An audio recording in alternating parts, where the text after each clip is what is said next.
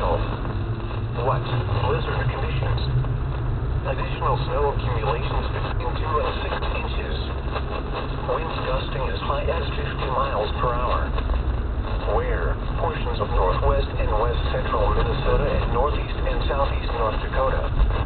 When until 6. Monday. Visibility will be dropped below 1 foot of miles due to falling and blowing snow.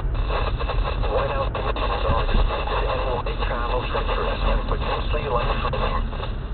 Plan on slippery road conditions. Whiteout conditions will make travel extremely dangerous or impossible. Gusty winds can bring down tree branches. Travel should be restricted to emergencies only. If you must travel, have a winter survival kit with you.